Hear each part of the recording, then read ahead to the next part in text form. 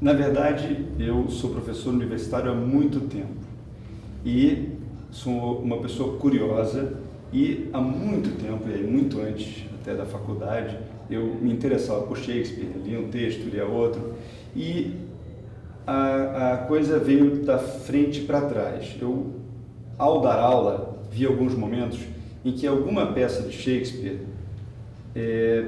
tinha absoluta pertinência com o exemplo que eu estava dando.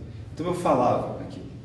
E o que eu notei é que as pessoas, os alunos, e alguma palestra que eu dava, tinham muito pouca familiaridade com Shakespeare.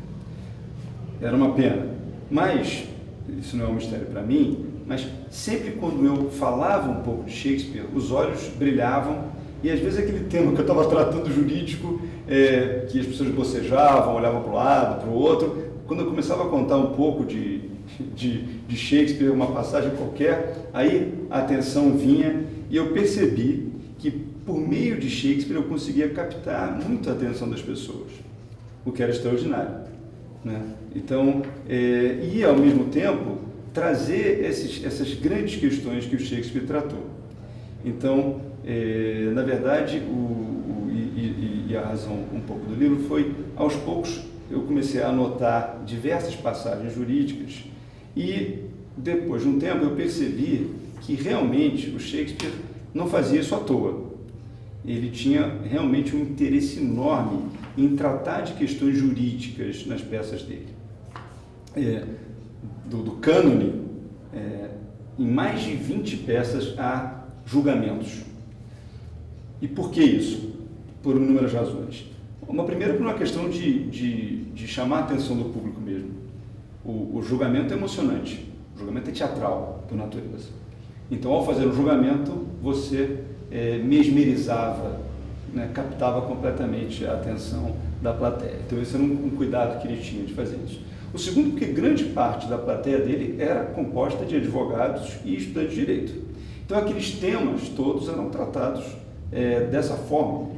Naquela época, na Inglaterra, evidentemente não tinha televisão, e nem rádio, e nem essas outras mídias, nem internet, e as grandes diversões populares eram, e portanto a concorrência do Shakespeare numa época dele, eram as lutas de urso, inclusive perto do Globo tinha lá um lugar de urso com um cachorro, né? É uma coisa, o tal do MMA hoje em dia, mais ou menos.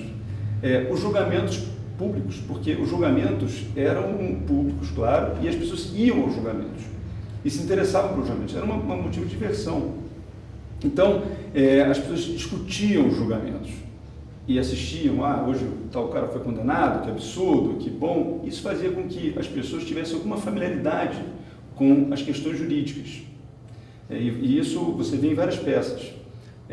O próprio Mercador de Veneza, pouco antes, houve lá o julgamento do Roderigo, que era o médico judeu da Elizabeth. Então, a discussão se ele estaria envolvido num complô para matar a rainha. Enfim, ele acabou esquartejado, cortado, e havia muito poucos judeus em Londres, porque eles tinham sido expulsos pelo Eduardo, um rei anterior. Então, tinha muito poucos judeus. Então, aquela discussão do judeu era uma discussão que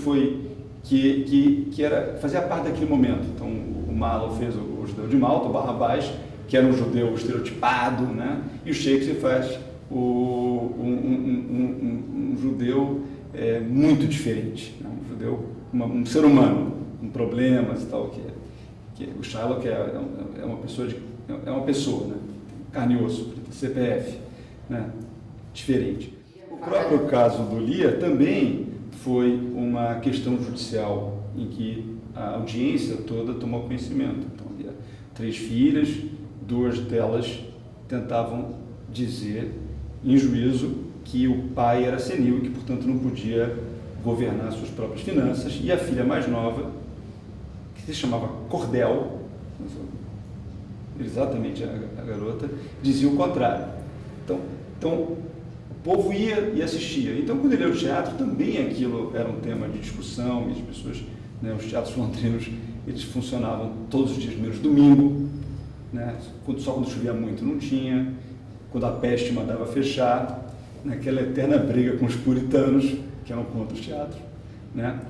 Mas era uma diversão popular, né? E principalmente popular na época da Elizabeth e do James, né? As pessoas iam ao teatro, iam para discutir as grandes questões, né? E a obra, então, para voltar, então, esses temas todos que são discutidos, né? A questão do Estado, a relação do homem com o poder, a desordem foi um tema que o Shakespeare se preocupava muito, né? A desordem social, a tragédia, ela nasce dessa desordem. Esses temas foram todos tratados e, quando você discute o direito, o ordenamento jurídico, são temas que vêm naturalmente. Então, como eu estava te dizendo, inicialmente eu anotava isso e comentava e achava engraçado. E depois eu passei a fazer, de fato, uma pesquisa mais específica. E aí eu encontrei ainda mais coisas sobre Shakespeare jurídico. Um mundo de coisas, na verdade. E em quase todas as peças, um cuidado dele. Então, com esses temas, um zelo dele. Então, muito interessante dizer isso, porque naquela discussão dos anos perdidos de Shakespeare, quando saiu de Stratford até ele se engajar na trupe dele, até porque, engraçado, na Inglaterra, naquele momento, o artista sozinho era um criminoso, quer dizer, o artista estava engajado numa trupe, numa companhia teatral que tinha um nobre que era responsável por isso, ou ele era um criminoso. Ele não tinha essa opção de ser um artista livre, ele tinha que se engajar. Mas, enfim, nesse período, como a gente sabe, aquela grande discussão de o que ele fez nessa época, né? Eu outro dia vi um livro de um advogado americano que gastou um tempo grande da vida dele para dizer que nesse período o Shakespeare foi para a Itália. É um livro muito engraçado, porque é um advogado, e o prefácio é feito pelo filho desse advogado. Meu pai faleceu e gastou a vida dele, o dinheiro que ele tinha, indo para a Itália, fazendo relações para dizer, olha, ele esteve aqui. Então, engraçado, ele diz assim, olha, no Romeu e Julieta, tem aqui ela, Sycamore Tree, no lugar perfeito, exatamente onde ele fica, em Verona, só uma pessoa que veio a Verona poderia dizer isso. Então, Shakespeare veio. E por aí vai, em relação a Veneza, enfim, ele teria ido à Itália. Então, nesses 10 anos, nesses anos perdidos, a minha suspeita é que ele trabalhou em algum tempo como um assistente de um juiz ou num escritório de advocacia, ou tinha relações muito próximas com o jurídico, porque o cuidado dele nas peças com temas jurídicos é enorme. Aliás, a última peça dele, que não escreveu sozinho, o Henrique VIII, é um trial, é um julgamento o tempo todo, com vários termos técnicos. Essa que eu acho, você vai me corrigir, mas eu acho que é com Fletcher que ele faz essa última peça, e certamente com muitos inputs, muitas referências jurídicas. Mas, enfim, e aí, quando você faz um trabalho como esse, colocando as questões jurídicas, Shakespeare, obviamente, é muito mais do que isso, né? E a razão pela qual Shakespeare é um contemporâneo é porque ele não cuidou de temas da época dele. Ou melhor, ele tratou dos temas da época dele, mas como quem trata de questões universais, eternas, da natureza humana. Grandes temas, como a nossa relação com o poder, como as nossas dificuldades, as nossas virtudes. E isso é o homem sempre. Então, por isso que hoje, ainda hoje, e assim será enquanto houver humanidade, o Shakespeare vai ser importante. Porque compreendendo o Shakespeare, a gente se compreende. Aliás, essa frase é uma frase que é muito verdade, agora não sei se é do Oden, acho que é, ou do Chesterton, ele diz, não, a gente que lê o Shakespeare, ele que nos leu, Chesterton, não somos nós que lemos Shakespeare, Shakespeare que nos leu, né? E o Bloom, naquele título, quando ele fala na invenção do humano, é um título muito, muito feliz, porque é exatamente isso.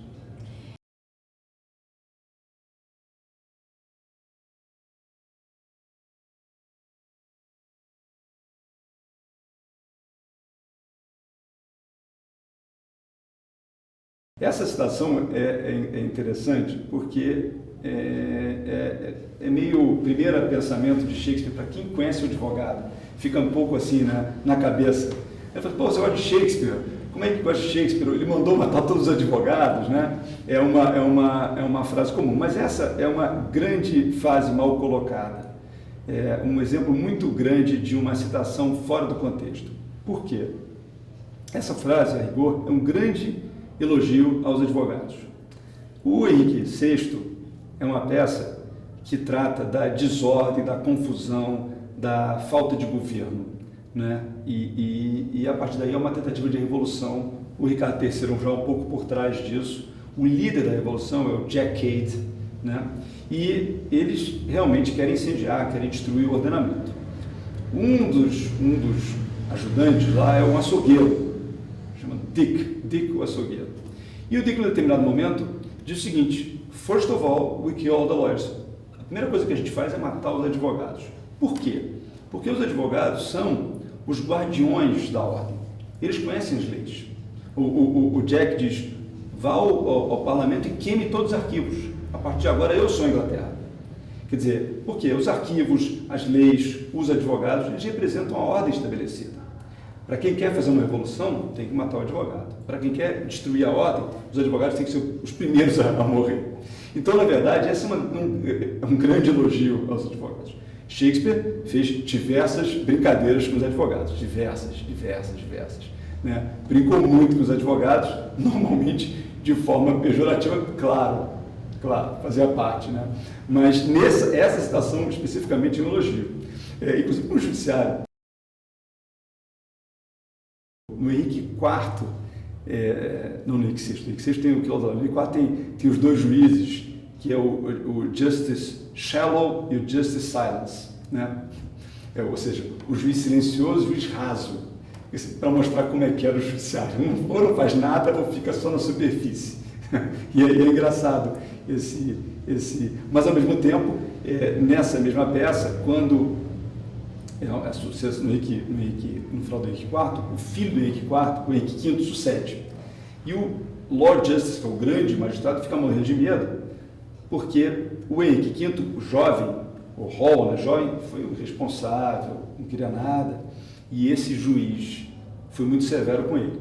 Então, quando ele assume o reinado, né, vira rei com a morte do pai, o Justice diz: olha, eu estou aqui, você fritado aqui, esse novo rei não vai me tolerar, lembrando de tudo aquilo que eu fiz contra ele. E é uma surpresa, porque o Henrique V faz exatamente o contrário, né? Ele diz: olha, você estava cumprindo a lei, e eu respeito você por isso, eu quero que você me ajude, porque agora eu sou o rei. Ele entende a responsabilidade que ele tem. Isso, né, faz parte de um gênero de literatura, naquele momento, chamado Os Espelhos dos Governantes, né? Mirror for Magistrates, que era exatamente uma demonstração de como se deve governar. E o Shakespeare se abeberou muito nesse gênero, porque havia uma coisa educativa nessas peças. Havia um tema de: olha, é assim que deve ser governado, e não de uma outra forma. Os reis tinham uma responsabilidade, né, que é uma coisa importante para o governante. E quando essa responsabilidade fugia, como acontece com o Ricardo III, que é uma peça em que choque é a moralidade, as coisas não vão bem. Né? Coisas não vão bem. Essa falta de legitimidade do governante era um tema comum. Né? Em Hamlet, no fundo, o Cláudio é legítimo, matou o Hamlet Senior, né? Ele é legítimo como rei. Esse é um tema que ele sofre, inclusive, ele sabe que não é legítimo, né? E o Hamlet fica naquela indecisão para ver como ele vai reagir.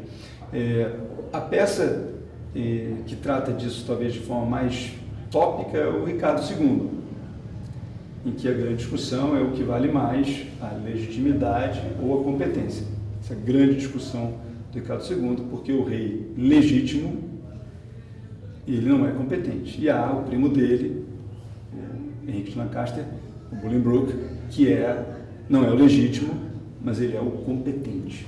Ele é o rei que merece ser rei. Então, essa grande discussão, e essa cena iconoclasta lá, da deposição dele, na qual ele diz que, assim, em suma, ele vai dizer que a diferença entre o homem e o rei é a coroa, o que é muito forte naquele momento e até hoje tem um eco grande. Mas essas peças, no fundo, forjaram a cabeça do inglês e que acabou fazendo com que eles degolassem um rei. Pouco tempo depois, muito antes da Revolução Francesa, eles já tinham matado o rei, os ingleses, né? E esse espírito foi para a América, foi levado para a América, e lá eles também tiveram essa busca pela liberdade. Aliás, a última peça que ele escreve sozinho, né, a Tempestade, acaba com a palavra free, a última palavra do Shakespeare, né? O que é muito eloquente, né? Como ele estava com a cabeça muito aberta para isso. Eu não acho que em Shakespeare nada é por acaso. É difícil você achar uma coisa por acaso. Ele realmente era uma cabeça extraordinária, uma inteligência assombrosa, e até nisso eu acho que ele sabia o que ele estava fazendo, quando ele acaba falando free, né? A última peça dele.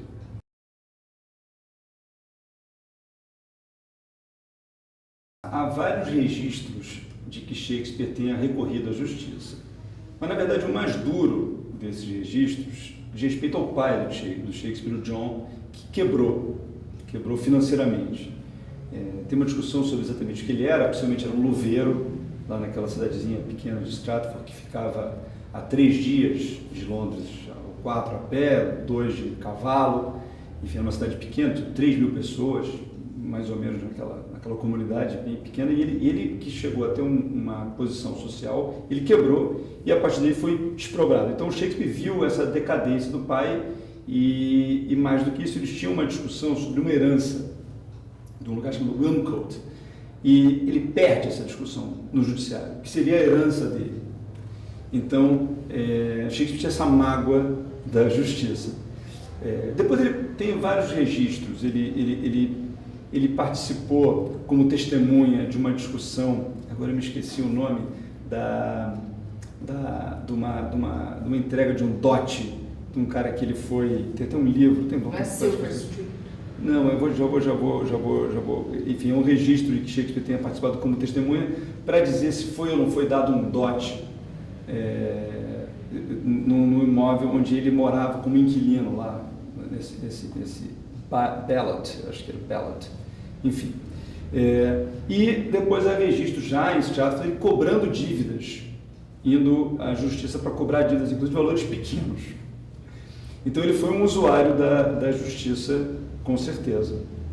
Ele teve essa experiência, mas como eu disse, como o público dele era composto em grande parte de advogado e o direito era muito próximo das pessoas, ele discutiu questões jurídicas, inúmeras vezes, temas jurídicos. Deve ter tido algum conselheiro, alguns amigos que falavam para ele, né, como os dramaturgos hoje que se ajudam, se socorrem de advogados para tirar uma dúvida ou outra, mas os temas jurídicos dele são tratados com bastante precisão.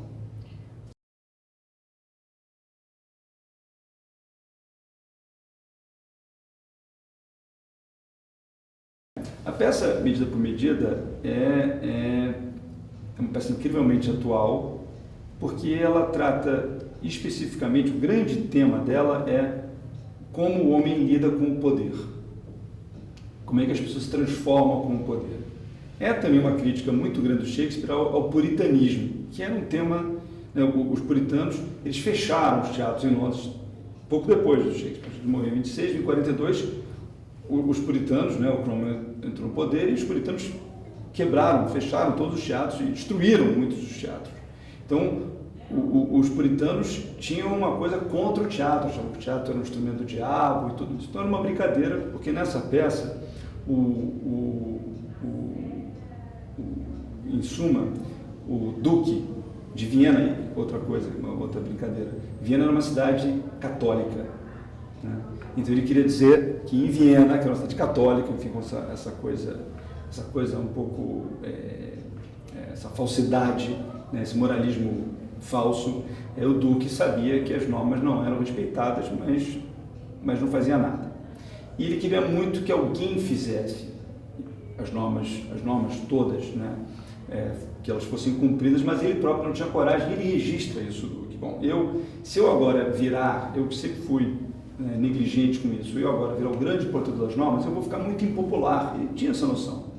Então eu vou fazer diferente. Eu vou me disfarçar de monge, vou fingir que eu não estou aqui e vou colocar um puritano, esses caras absolutamente retos, que não vergam, e vou fazer com que esses puritanos cumpram as normas, sejam os meus representantes que façam que a norma seja cumprida. E acaba escolhendo o Ângelo, que é uma brincadeira do Shakespeare com o nome, Ângelo, né? O anjo. Né? E esse Ângelo, então, assume isso, e ele faz valer uma regra que havia, acho que ninguém cumpria há muito tempo, segundo a qual quem fizesse sexo antes do casamento iria morrer. Uma norma muito draconiana. Aliás, essa brincadeira com normas muito fortes, normas muito violentas antes, digamos que lesivas à natureza humana, contrárias à natureza humana, era uma brincadeira comum em Shakespeare também. Por exemplo, a Comédia de Erros, uma das primeiras peças, né? O Egeu entra em Siracusa, quando ele era de Éfeso, e havia uma regra em Siracusa que quem fosse de Éfeso que entrasse lá tinha que morrer. Uma coisa totalmente absurda. Então a peça começa com isso. Sonho de uma noite de verão. O pai, em Atenas, podia mandar que a filha se casasse com quem ele mandasse, e pronto. E o pai, Egeu também, no caso, o nome, manda a Hermia casar com o Trômio, não, com... Lisandro. Não, Lisandro, que ela queria casar. Enfim, daqui a pouco. Enfim, então, absurdo também. Trabalho de amor perdido. Demétrios. Trabalho de amor perdido. O rei decide que só vai estudar, vai dormir 3 horas por dia e não vai ter mulher durante 3 anos. Obviamente que isso não pode dar certo. Então, ele brincava com essas coisas. Né? E também, no Medida por Medida, tem essa brincadeira. Ninguém pode ter sexo antes do casamento, coisa que, puxa vida, isso não acontecia na prática. E toda a questão da sociedade em relação a isso, tem uma cena muito boa, uma passagem ótima da dona do bordel, que tem um nome que é também delicioso. Ela Miss Overdone, como se fosse o bife, né? Bem passado. Né? Você consegue imaginar a senhora Overdone, né? A senhora Overdone, nervosíssima porque ela tem um bordel que ela vai fazer, e aí aparece um cara e diz: fica tranquila, arruma um advogado que vai resolver a tua vida, porque é só você ir para outro lugar e tal, fica tranquila. Explicando um pouco como é que funcionavam os costumes ali. Mas, enfim, a história, então, é que Ângelo condena todo mundo e pega o Cláudio, que é esse personagem, para morrer porque ele havia feito sexo com a mulher dele. Mas é engraçada a história porque, na verdade, o Cláudio, ele faz tem uma relação com uma Julieta até, mas ele só não casou, ele morava com ela, ele só não casou de fato porque estava negociando o dote, mas ele reconhecia ela, ele não expulsou, ele não foi um sexo e foi embora, ele era apaixonado por ela, ia casar, era uma questão formal só. Mas ele condena o Cláudio à morte. O Cláudio, desesperado, pede para o amigo dele, o Lúcio, falar com a irmã dele, a Isabela, que era linda de morrer. Isabela, fala você com o Ângelo e tenta convencer. A Isabela era outra brincadeira com o puritano, que a Isabela era uma freira, ou ela queria ser freira, e ficava era uma Clarissa, ela ficava no mosteiro da Clarissa, que era uma ordem absolutamente rigorosa. E ela começa, as primeiras falas dela, dizendo: eu queria que essa ordem fosse mais rigorosa. Eu acho que essa ordem aqui não é tão rigorosa assim.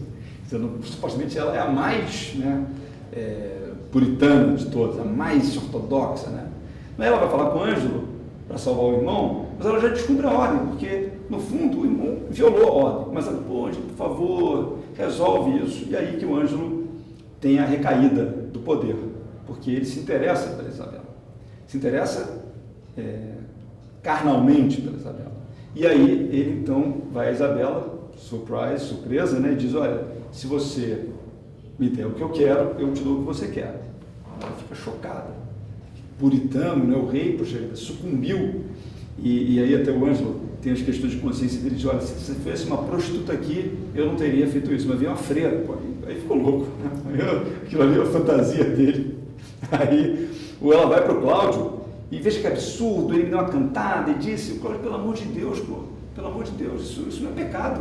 Assim, para me ajudar, isso não é mais pecado, limpa isso, não é pecado. Ela fica mais desesperada ainda, enfim. E ela acaba combinando, e aí tem uma história interessante também, que é jurídica, porque o Ângelo, ele tinha uma história com uma outra mulher, fala Mariana, e que ele só não casou com ela porque ela perdeu o dote, mas ele também tinha cometido o crime. Então o Ângelo também. E aí ele faz o truque da cama com o Ângelo. Ela diz, ok, eu vou para a cama com você, e na hora troca. Esse truque da cama o Shakespeare faz depois também no Tudo Bem Quando Bem Termina, né? Tem um truque da cama também. E aí ele vai então a Isabela, na hora a Isabela troca, e vai a essa Mariana, e só que o Ângelo é tão canalha que não cumpre o que ele prometeu. Que a discussão agora é se vão cumprir essas entregas aí, né, de cargos. Mas ele não cumpre, ele manda degolar, só que aí o Duque já está vendo tudo isso, e aí ele troca de novo, ele troca o morto. A Isabela fica desesperada porque acha que o Cláudio foi morto, que era o irmão dela querido. Chega o Duque na beira da cidade, supostamente voltando, quando ele sempre esteve lá, e começa a discussão. É um julgamento que termina essa peça. E aí a Isabela diz, olha, esse Ângelo, ele não é essa maravilha toda, ele descumpriu a regra, e toda discussão, claro, aparece o Duque. O Duque inicialmente aparece como testemunha, ele fantasiado ainda, disfarçado ainda de monge, ele dá a versão dele e no fundo tudo é resolvido e tudo acaba com o casamento. É no fundo uma comédia, porque tem um final feliz, mas o caminho é um caminho tortuoso. E aí acaba, e é interessantíssimo isso, porque o Ângelo casa com a Mariana, o Cláudio casa com a Julieta, e aí o Duque fala, e você, Isabela, agora o que é seu é meu, o que é meu é seu. E a peça acaba assim.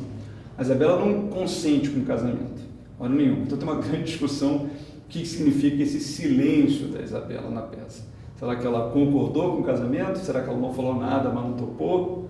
Enfim, porque o Shakespeare não gostava de entregar nada de bandeja. Na verdade, ele gostava de deixar as coisas abertas para que a gente completasse com a nossa inteligência, né?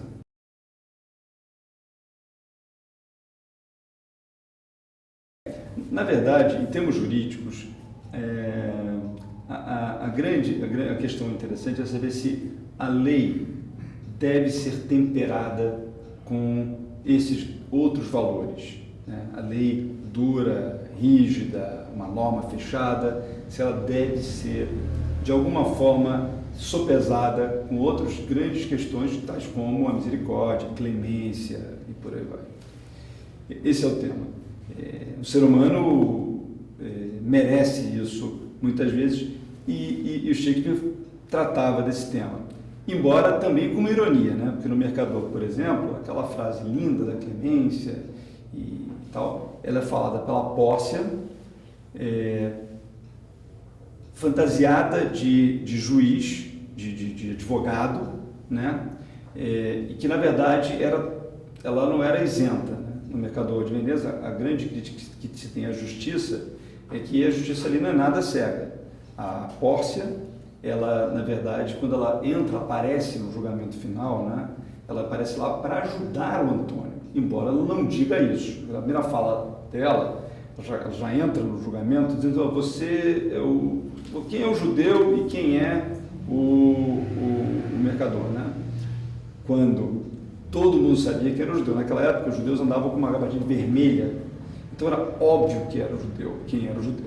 Então, não havia essa dúvida. Então, aquilo ali, no fundo, era uma tremenda de um ato falho ali para mostrar que supostamente era isenta, quando não tinha nada de isenta. Aliás, o Shakespeare faz isso de uma forma interessante, porque naquela época só os homens podiam representar, as mulheres não podiam representar. Então, a Pórcia era um homem fantasiado de mulher, normalmente um jovem, alguém com uma voz mais fina, né, com blush aqui, sou mulher. Então, naquele momento, a justiça era um homem, né, fantasiado de mulher, que fantasiado de homem. Então, olha o caminho, era o avesso do avesso, né? Claramente era uma pessoa muito distante, que ele queria bem dizer, olha aqui, essa justiça está sendo feita de forma muito errada, né? E que supostamente isento, mas nada, ele entrou ali para ajudar o Baltazar, o Antônio. E ele fala, né, a Pórcia fala porque Baltazar acho que é o nome dele, né? Bassânio. Não, Bassânio é o nome do advogadinho, né? Do advogado que vem indicado por um outro advogado, né? Por sua vez, ele engana ali o Dodge, engana todo mundo para liberar o Antônio.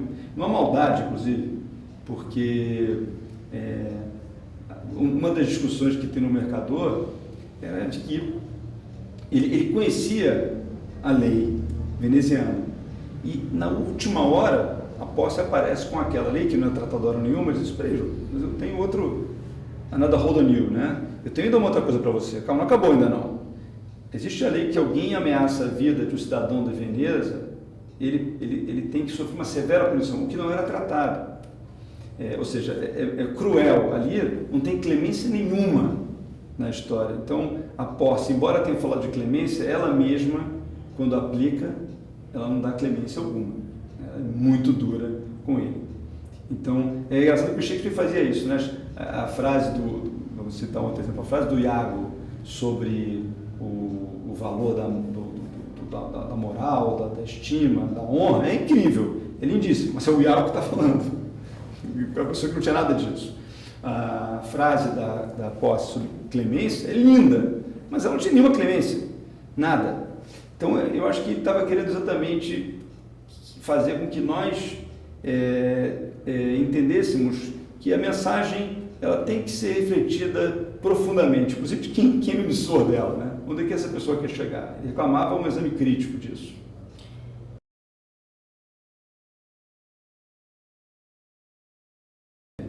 Essa é engraçado, né?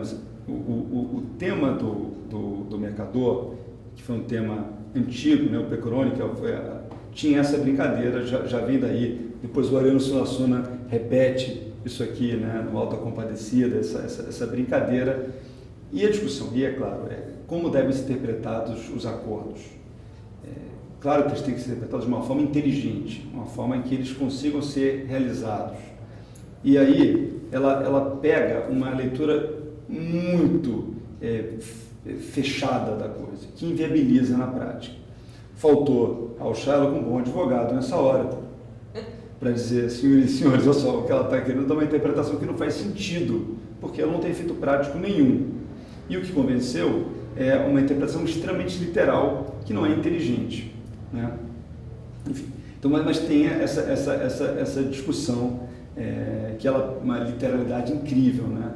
sobre essa regra. Mas o Sherlock também tem o seu excesso, porque na hora em que é oferecido a ele, né, mais o dobro, o triplo do que ele prestou, ele não aceita. Ele despeja toda a raiva dele, a frustração, né? Aliás, o próprio Antônio, quando ele pega o dinheiro, ele diz, você não está emprestando a um amigo nenhum, presta como se estivesse emprestando a um inimigo. Mas o curioso é que nesse empréstimo particularmente, o Sherlock não pede juros. Ele não pede juros. E ali, essa história do Sherlock e do Antônio é que tinha uma concorrência comercial entre eles. O Sherlock não gostava do Antônio porque o Antônio não cobrava juros, porque o Antônio era proibido de cobrar juros. O Sherlock era o concorrente dele, tinha mais liquidez, mas cobrava juros. Né? Então, enfim, tem essa passagem também curiosa. Para a gente terminar, o que você falaria para os estudantes de Direito sobre Shakespeare? É válido? Não é válido o estudo de Shakespeare? O que eu, na verdade, para qualquer pessoa, é que o direito, qualquer ramo que a gente for trabalhar e na nossa vida, é muito importante a forma como a gente se comunica, como a gente se entende, como a gente entende o outro, né? E o Shakespeare foi o maior leitor de nós e do próximo. Então, quando você está lendo uma peça de Shakespeare, aquilo te dá uma luz, né? Poxa vida, o ser humano é assim, o ser humano é assado. Poxa, já senti isso. Eu acho que aquele meu amigo, aquela pessoa que eu gosto, deve estar sentindo aqui encurralado. Agora ele é o Otelo, está morto de ciúmes, né? Ou, como dizia o Goethe, né? Todo homem velho é um Lear, né? Na sua solidão, na sua... Então, isso faz com que a gente reflita muito, né? As dificuldades todas nossas e portanto, é muito valioso essa leitura, é muito divertida essa leitura. Você abre muitas portas lendo Shakespeare, né? A gente se melhora, eu acho, né? Não que você resolva os seus problemas, mas pelo menos te dá mais ferramentas, né, para você enfrentar os seus problemas. Então, para o estudante de direito, talvez ainda uma outra razão para ler, é porque o Shakespeare é um grande comunicador. E a nossa profissão, a profissão do advogado, do direito, é se fazer entender, né? E às vezes é não se fazer entender também. Então o Shakespeare vai te dar outras formas de chegar lá. Obrigada pela Maior prazer. Obrigado a você.